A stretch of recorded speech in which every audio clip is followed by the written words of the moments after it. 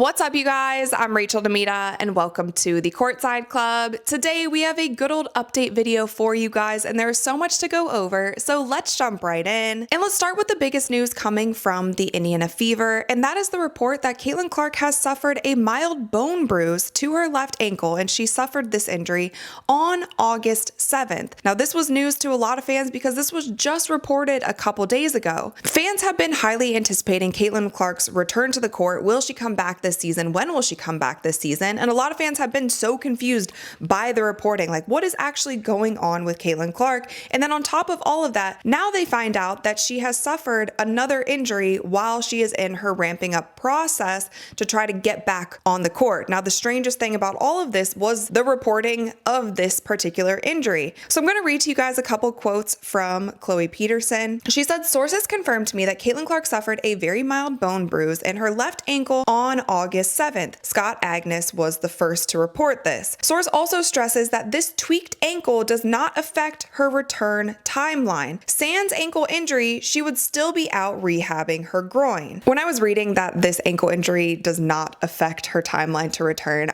I honestly, I just call BS on that. I don't know how it doesn't. If you suffer any sort of injury, especially when she's rehabbing a leg injury and then you have an injury that also is happening to the lower portion of your body, to me, I called BS on that. And then we see another tweet from Scott Agnes, and he was replying to somebody else who said that they didn't want to read the article because it was behind the paywall, blah, blah, blah. But this is the most important part of Scott Agnes's reply. He said, "And yes, the injury has impacted her availability." So now you have Scott Agnes and Chloe Peterson, who are two of the top reporters and beat writers for the Indiana Fever. They're giving out different reports on the situation. So I'm not sure where both of them are getting their information, but something is strange about this. The whole injury reporting from the jump, though, you guys, has been so strange. And here's another statement from a Fever spokesperson regarding Caitlin Clark's status after suffering a bone bruise in her left ankle. They said there was no timeline or projected return to play, so it's impossible to say if it was impacted. So it remains the same, to give Caitlin as much time needed to ensure she comes back fully healthy,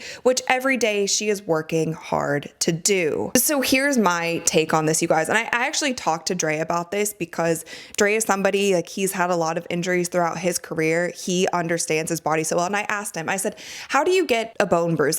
What do you think happened? How did she get this bone bruise?" He's like, "She probably rolled her ankle. She was probably ramping up. Her body is probably still trying to get adjusted. Her timing is probably a little bit different when she's doing different movements and whatnot. And she probably rolled her ankle really hard, and that is what caused the bone bruise. But with a bone bruise, you can't go as hard as you were going before the bone bruise." So that's why when it says there was no timeline or projected return, so it's impossible to say if it was impacted, it's strange. I think we know the answer. It absolutely impacted her timeline to return. The reason it was reported 2 weeks later, I'm not quite sure. The reason it might have been reported 2 weeks after she actually suffered that injury is because of this that happened during the Phoenix Mercury game. Now, we were actually on live for this game, if you guys remember, and I was so confused as to what happened here. So as you can see, Caitlin Clark's on the sideline and she was up cheering for her team, and you can see that one of the coaches steps we thought was on her foot. We can't see the lower half of this camera angle, but she steps on something, and Caitlin Clark's reaction was big here. Something really hurt. Caitlin immediately yanks up her foot and is like, "Oh my God, ow." And then you see Chloe Bibby off to the left too. Her reaction was also very dramatic. And so we didn't know, you guys can run back the tape when we were on the live stream. I didn't know what happened here. I was like, oh, maybe she's wearing sandals and her toe got stepped on and it just really hurt. This seems to be coach stepped on the ankle that was bruised. And I don't know if they reported it because a lot of fans were blowing up this video and being like, "Oh my God, the coach injured Caitlin more." No, it seems like she got injured when she was trying to ramp up. She rolled her ankle, tweaked her ankle, whatever it might be, suffered a bone bruise, and then coach kind of stepped on it here, and it's obviously really tender. With all of this, you guys, I'm going to stand on the fact that the injury reporting for Caitlin Clark, who is the face of the WNBA, who is the biggest draw in the WNBA, has been absolutely absurd this season. It has been so strange. I get that they're giving her time, and I think they should give her time. They should give her grace. I've been one of the people who's advocating for Caitlin to not come back this season. Make sure your body's right. Like, as much as I'm a fan of Caitlin and I want to see her back on the court, I want to see her healthy more than anything, because I want to see her have a very long career in the WNBA. The Fever need her, the WNBA needs her, and they need her healthy. So take whatever time you need. But again, I'm going to compare the reporting in the NBA to the reporting in the WNBA. If this was a star player in the NBA, reporters would be absolutely hounding the team, hounding sources, like the investigative journalism that would be happening if it was one of the faces of the league and there was all of this weird reporting going on. Like, I feel like I'm always talking about this, but it's so strange. Like, nobody is going to tell me that this is just a normal way to report the face of the league's lingering injuries, and then keeping, again, this ankle injury, like keeping that out of the spotlight till why? What was the reason you told, like, why tell us at all 2 weeks later? Why even tell us about the injury? It's just, you guys, I feel bad. I don't have all the answers. I really don't, but I'm as confused as you guys are. And all I know is that it's been strange, to say the least. It's been absolutely strange. And I don't put any of this blame on Caitlin. Like, she's probably just doing the best that she absolutely can. But the fans, the media, we don't know what's going on. With that last little thing on Caitlin Clark's injury, she did not practice this week, and this was the stretch where they had like 5 games off in between games, and a lot of people were anticipating her getting back to practice this week because they were at home. She is still not doing team practices, and so with every day that goes by, it gets less and less likely that we will see her back on the court this season. But moving on, I want to talk about Paige Beckers, because she has just solidified her bid for Rookie of the Year. She went off in a game against the Los Angeles Sparks, scoring 44 points, but the craziest part about that was her shooting percentage. She shot over 80% from the field, and I tweeted about that, and I was like, that's actually insane. Give props where they are due. Shooting over 80%, scoring 44 points is actually insane. I have to admit, you guys, I did not watch this game. I have not watched many Dallas Wings game because they are god awful this season, and they might end up being the worst team in the entire league when it's all said and done. Like, Paige is great. Love her game. Not a fun team to watch. I was not watching this game, but I saw a lot of highlights on Twitter. But I wanted to point this out from Alexa Filippo. She said Paige Beckers' 44 points tonight versus the Sparks are the most points in a game by a rookie in WNBA history, the most points in a game by any player this season, and the first 40-piece in league history on 80% field goals. You guys know what I mean. 80% field goal shooting. Anyway. And we've talked about it many of times throughout the season. Like, I thought that there should have been more discourse around the Rookie of the Year race, especially with how well Sonia Citron has been playing and how much Sonia Citron impacts her team. Her and Kiki Ariafen are 2 rookies that just should have gotten so much spotlight this season. And the Washington Mystics, they might not make playoffs, but they're still doing better than a lot of people expected them to do. But with this game, like, Paige Beckers she put on a masterclass in scoring. And I think with that, these are some big numbers, and those are some props that need to be given to Paige Beckers. And I think with this game, she probably solidified her Rookie of the Year. Now, will she win unanimously? We will have to see. If you remember last year, Caitlin Clark did not win unanimous Rookie of the Year, and I still feel like that race was further, you guys know what I mean, like, distance between her and Angel than even Paige and Sonia Citron this year. So we will just have to see. Now, a lot of people immediately, when Paige had that 44-point game, a lot of people started comparing her to Caitlin Clark. And Caitlin Clark fans are bothered by that at times, but at this point, you guys, you have to take it as a compliment to Caitlin Clark. When anyone does well, it doesn't matter who it is. It doesn't matter if it's Paige, it doesn't matter if it's Angel, it doesn't matter if it's a point guard, it doesn't matter if it's Chelsea Gray, it doesn't matter if it's a post player, it doesn't matter who it is in the league.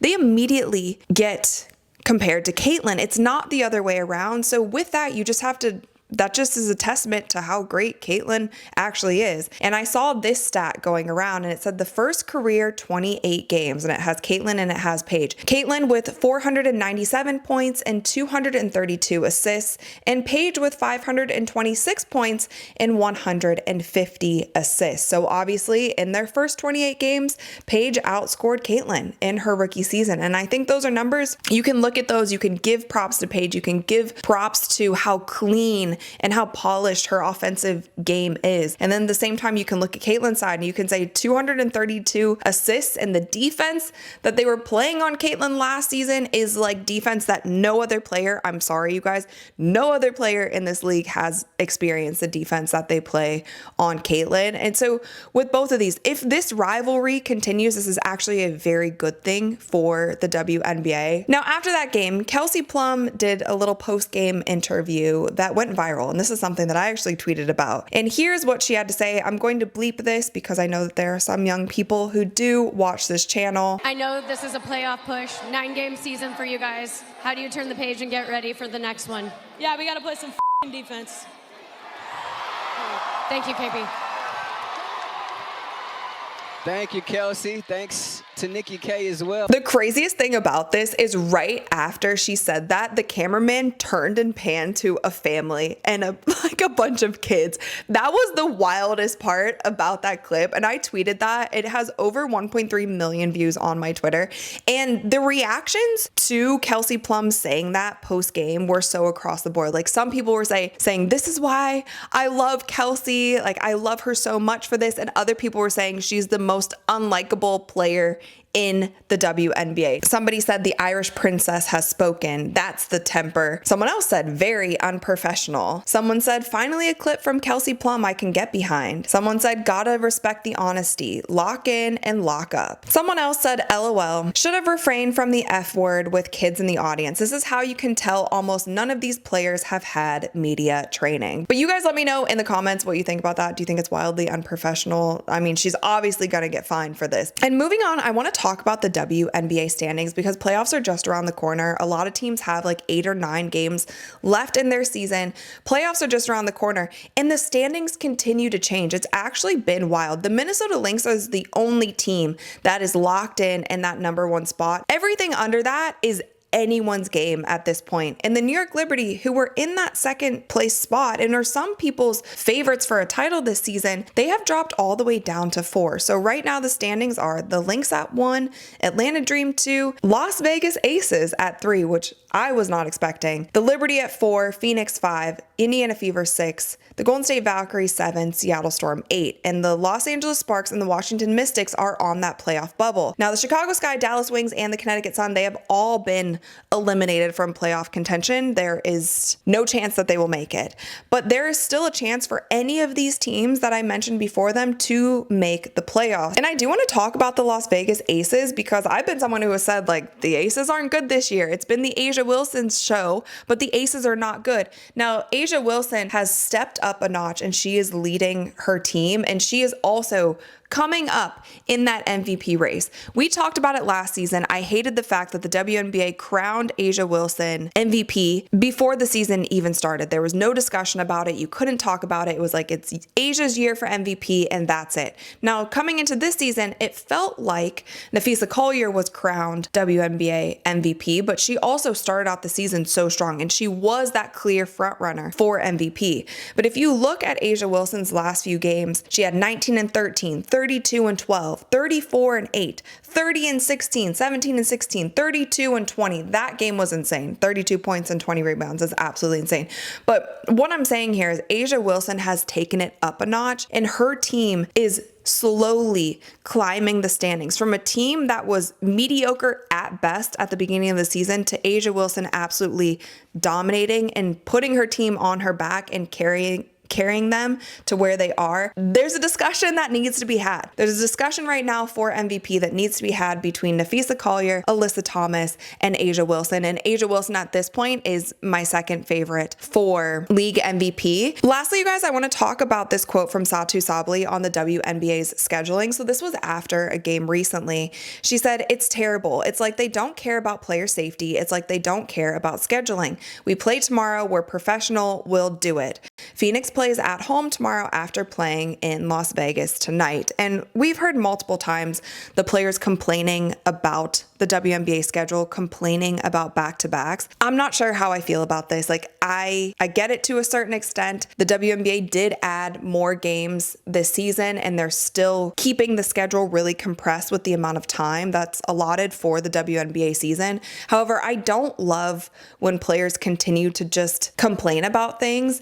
These are the types of things that need to be talked about in the CBA meetings. Like, this is something that WNBA players want. They want a better schedule. They want to feel like they can recover adequately. But I don't necessarily think it's a problem with back-to-backs, because the NBA, they have a ton of back-to-backs, and I don't think back-to-backs are ever going away. But what the WNBA could do is just expand rosters and make sure that they have enough players on each team so that some players can get a little bit more rest if they are playing in back-to-backs. But people didn't love this. Like, somebody said, NBA does with an 82 game schedule, cry about it. Somebody else said, okay, WNBA, you can't have it both ways. You want more money, add more teams, and do it between the months of May and October. You're going to have to play some back-to-backs. Not even I can defend that notion. And with that, you guys, I think that's all that I have for you today. We will be going live for the game tonight, Indiana Fever versus the Minnesota Lynx. So definitely stay tuned for that. Hopefully I see all of you guys in my live stream. Of course, let me know all of your thoughts in the comments below. Thumbs up this video if you enjoyed it, and click that little subscribe button, because we upload new videos every single week. And this is our last little push for the WNBA season. So let's finish out strong. You guys have been amazing all season. I know it's been a roller coaster of a ride, but I always appreciate you guys tuning in and supporting the channel. But with that, that's all I've got, and I will see you tonight on live. Uyena.